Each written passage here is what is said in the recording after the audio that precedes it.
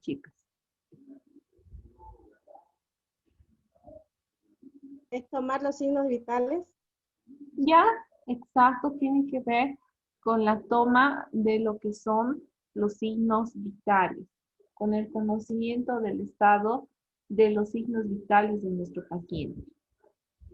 Cuando nosotros realizamos un examen físico, vamos a considerar los signos vitales. Entre estos vamos a ver también lo que es el proceso de inspección, de palpación, de percusión y auscultación. Entonces, dentro de un examen físico vamos a tener 5 componentes que nos van a validar el estado de salud de nuestro paciente. Vamos a empezar con lo que son los signos vitales. Los signos vitales nos van a reflejar la función esencial de nuestro cuerpo. ¿Qué quiere decir? Cómo se está desarrollando nuestro cuerpo en función a lo que es la respuesta cardíaca, el sistema respiratorio, la termorregulación y lo que es el flujo sanguíneo en nuestro cuerpo. Por eso, dentro de los signos vitales, se incluye la evaluación de lo que es el ritmo cardíaco, la frecuencia respiratoria, la temperatura y la presión arterial. Sin embargo, también se incluye dentro de lo que es los signos vitales, la talla, el peso, y ambos nos van a permitir determinar el índice de masa corporal o IMC. Cuando yo evalúo los signos vitales, tengo que aprender a observar, a medir y a vigilar cada uno de estos síntomas para determinar el nivel del funcionamiento físico y correcto de nuestro organismo. Como les había dicho hace un momento, se van a considerar la presión arterial, observando en este caso la presión sistólica y diastólica de mi paciente, la frecuencia cardíaca, que tiene que trabajar de manera asociada con lo que es el pulso, la frecuencia respiratoria con el número de respiraciones, la temperatura, la talla o longitud de nuestro cuerpo y el peso o masa de nuestro cuerpo. Entonces, los signos vitales que vamos a ir observando ahora van a estar asociados a la temperatura, en la cual vamos a ir determinando los valores normales, los procedimientos, los instrumentos y las posibles alteraciones que se puedan generar. Lo propio para lo que es el pulso, la respiración y la presión arterial. Si nosotros hablamos de los signos vitales, vamos a decir que son una herramienta muy importante para indicar el estado funcional de nuestro paciente. Estos nos van a permitir determinar cómo está el funcionamiento de los órganos vitales de nuestro paciente y así detectar posibles alteraciones. Por lo general, cuando uno evalúa los signos vitales, debe registrar esta información dentro de lo que son los parámetros normales, entre comillas, y ver o determinar la evolución de estos cada cierto tiempo. Dentro de los signos vitales que vamos a ir viendo está la presión arterial. La presión arterial se refiere o hace hincapié a la fuerza con la que la sangre empuja las paredes de las arterias. Cada vez que el corazón bombea sangre o genera un latido, se genera una presión a nivel de las arterias. Este golpe que se da a nivel de las arterias va a permitir considerar el flujo del mismo a nivel arterial.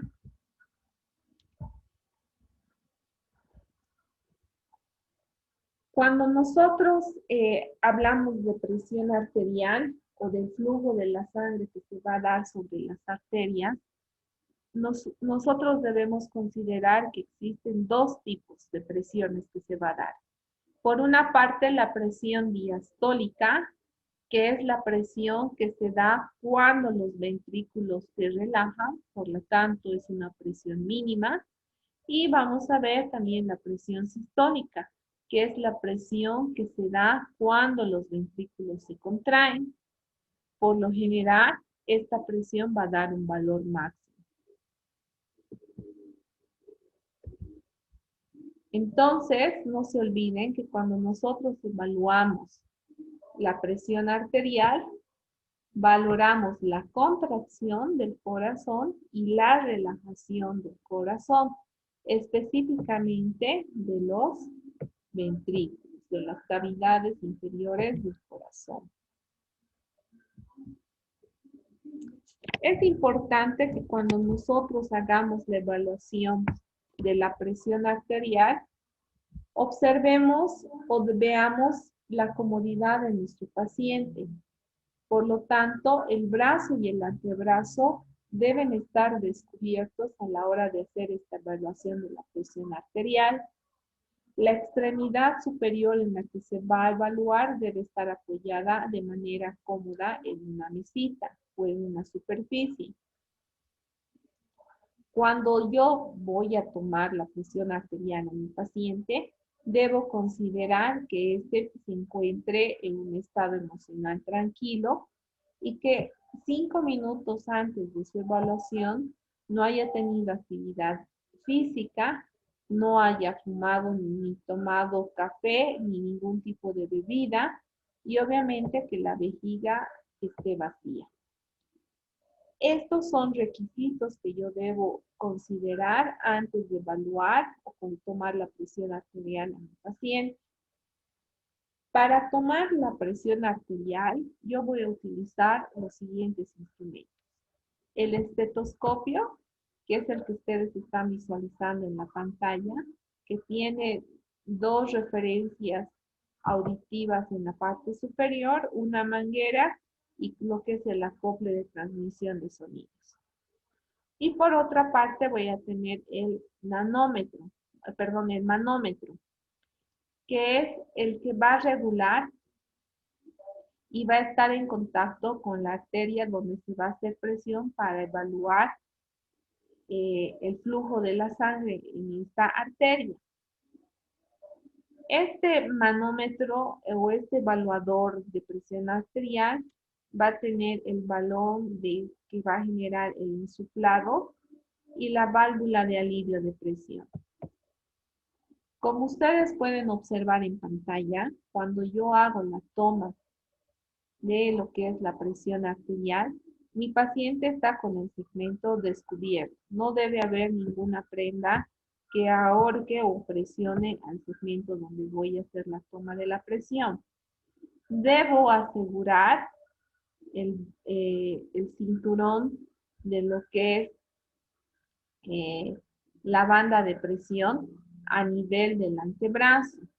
Por lo general, se coloca 2 dedos por encima del pliegue del codo. Se va a colocar las mangueras a nivel medial del antebrazo con dirección inferior. El reloj se va a asegurar en la parte superior, a la altura del corazón debe encontrarse el reloj. Se va a cerrar la válvula y se va a realizar el proceso de insuflación.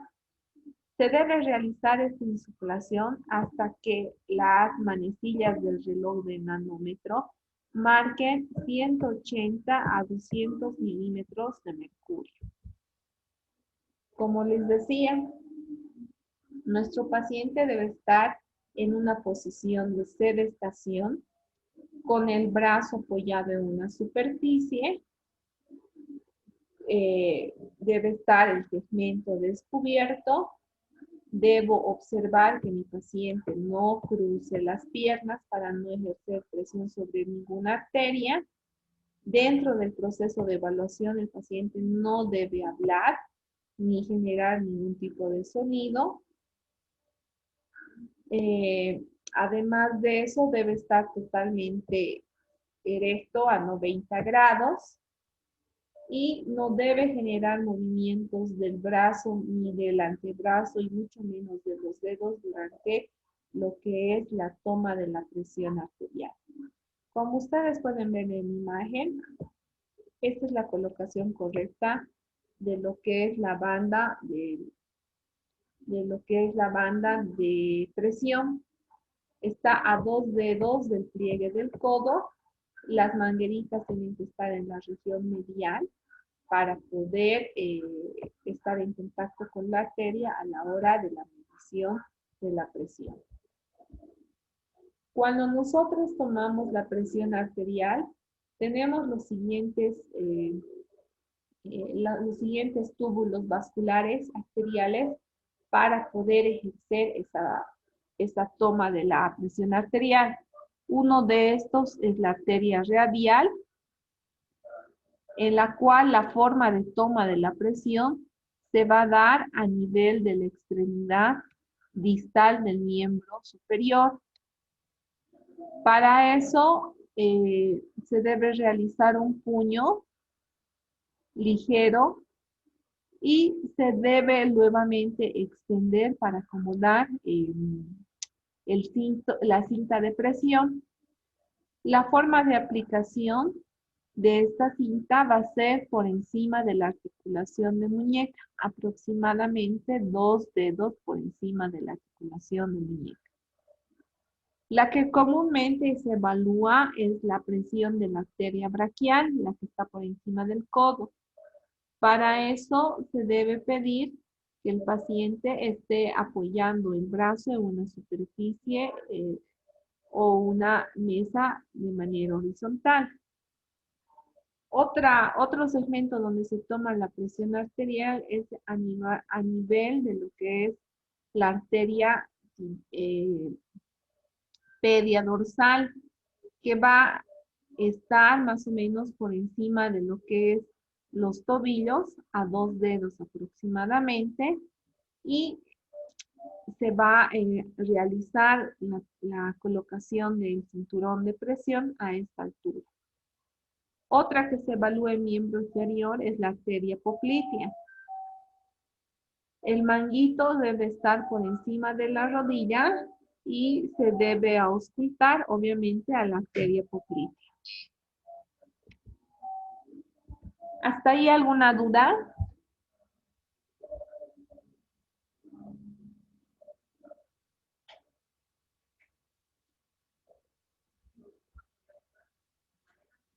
Entonces, no se olviden de los puntos anatómicos para la toma de la presión arterial. La presión arterial, chicos, el valor numérico que se va a dar en milímetros de mercurio. Por lo general, se van a considerar dos valores, la presión sistólica y la presión diastólica. Por una parte, el primer valor que se va a hallar se va a dar cuando el corazón se contrae. ¿Eso qué quiere decir? Que vamos a tener la presión sistólica. Una vez que el corazón se contrae, va a generar un sonido como dup-lup, más o menos, que vamos a escuchar a la hora de tomar la presión arterial. Después de unos breves segundos, se va a escuchar la segunda referencia o sonido un poco más tenue, que va a ser la presión diastólica, que se va a dar cuando el nanómetro empiece a bajar. Los valores normales que se deben considerar para la sistólica están por encima de los 80 milímetros de mercurio. Y para la diastólica están por debajo de los 80 milímetros de mercurio. Ahora, nosotros vamos a considerar los siguientes valores para referirnos a la presión arterial, tanto sistólica como diastólica. Si yo tengo un paciente con hipotensión arterial, voy a tener valores menores a los 80 miligramos de mercurio. Y en este caso, la diastólica también va a tener valores menores a lo que son los 60 milímetros de mercurio. Ahora, los valores normales van a ir entre 80 y 120 para la sistólica y para la diastólica entre 60 y 80. Si yo tengo un cuadro de prehipertensión arterial, voy a tener los valores entre 120 y 139 para la sistólica y de 80 a 89 para la diastólica. Lo mismo si considero la hipertensión arterial grado 1, la de grado 2 o la crisis hipertensiva, que es un cuadro donde ya puede generarse un colapso cardíaco. Otro valor que se evalúa considerando los signos vitales es la frecuencia cardíaca. La frecuencia cardíaca es el número de contracciones que se va a dar a nivel del corazón o pulsaciones en una unidad de tiempo. Por lo general se controla en un minuto. Estas se miden en condiciones determinadas, que quiere decir que el paciente no haya realizado actividad física, no haya consumido ningún estimulante como alcohol, cigarrillo o drogas, y obviamente que tenga un reposo de 5 minutos. Por lo general, estas pulsaciones se van a medir en un minuto a través del paso de la sangre sobre las arterias periféricas. Para eso es importante que ustedes consideren que el paso de sangre se va a dar por el bombeo del corazón y que el pulso se controla para determinar el funcionamiento del corazón. Este funcionamiento del corazón se va a dar porque va a haber una expansión rítmica de una arteria. Para eso es importante que nosotros tomemos el pulso de manera pertinente, rápida y de manera pasiva sin lesionar al tejido donde vamos a evaluar. Cuando no se siente el pulso, puede ser que exista una alteración en la elasticidad de las arterias. Los lugares más comunes donde uno toma lo que es el pulso o la frecuencia cardíaca reflejada en el pulso van a ser las manos, los pies, cara, cuello o alguna zona donde se pueda comprimir a la arteria de manera fácil y que esté cerca de una superficie ósea.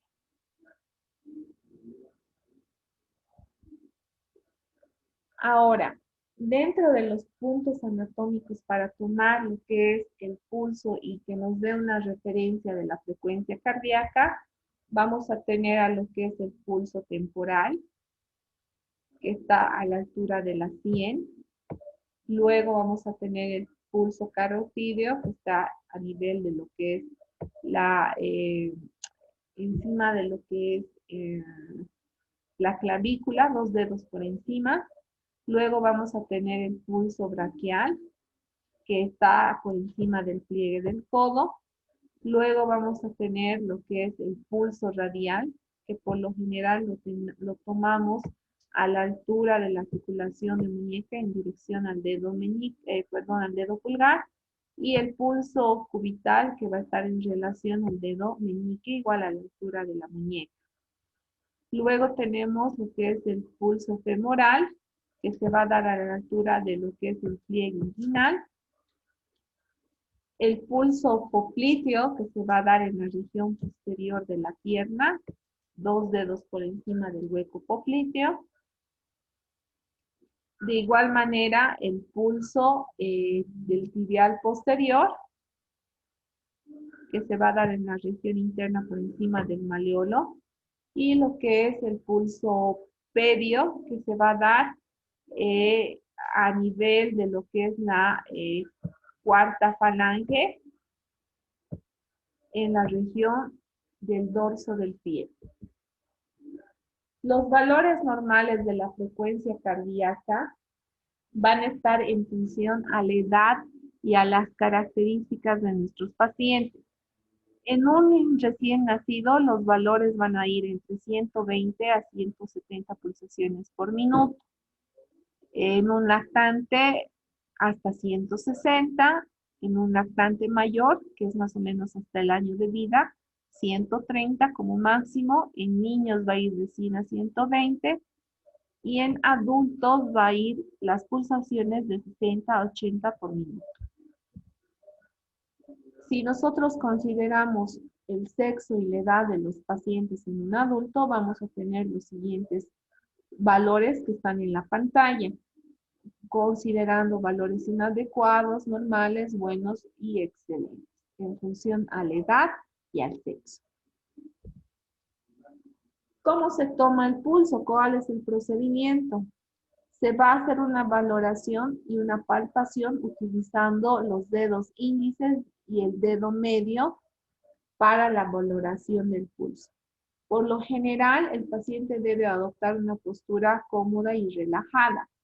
Nosotros vamos a realizar una presión a nivel del recorrido de la arteria que vayamos a tomar y hacer una presión en la estructura ósea cercana a esa arteria. El paciente debe tener los siguientes requisitos: no haber consumido medicamentos que alteren la frecuencia cardíaca. Y obviamente no haber realizado actividad física por lo menos unos 10 a 15 minutos antes de tomar el pulso. Obviamente que cuando nosotros tomamos el pulso debemos controlar ese número de latidos en un minuto. Cuando nosotros vemos que el pulso se ha alterado, puede ser que se hayan generado las siguientes patologías. Una taquicardia sinusal, en la que nos dice que la frecuencia cardíaca no sobrepasa los 160 latidos por minuto. Y puede estar asociado a que exista fiebre, hipertiroidismo, una falla cardíaca o un shock hipovolémico. Una taquicardia paroxística, cuando la frecuencia cardíaca está sobre los 160 latidos por minuto y hay un dolor precordial, hay angustia y palpitaciones. Otra situación es la bradicardia sinusoidal, que se van a dar más o menos entre 40 y 60 latidos por minuto. Por lo general, el paciente va a tener una sensación de presión endocraniana. Y la bradicardia por bloqueo auriculoventricular va a generar una pulsación entre 30 a 35 latidos por minuto. Entonces, las patologías más frecuentes por una alteración en la frecuencia cardíaca y el pulso son las que les acabo de mencionar. Otro punto, otro signo importante para evaluar es la temperatura corporal. Nosotros vamos a definir que la temperatura es un equilibrio entre la producción de calor dada por el cuerpo y obviamente la pérdida del mismo. Y está asociada, este equilibrio está asociado a lo que se denomina termorregulación o regulación de la temperatura, que es la capacidad que tiene nuestro organismo para modificar la temperatura dentro de los límites funcionales, lo cual va a permitir que se genere una estabilidad metabólica en nuestro organismo. Cuando nosotros valoramos la temperatura, van a existir tres segmentos. La temperatura oral, que es cuando nosotros ingresamos el termómetro y lo colocamos por debajo de la lengua.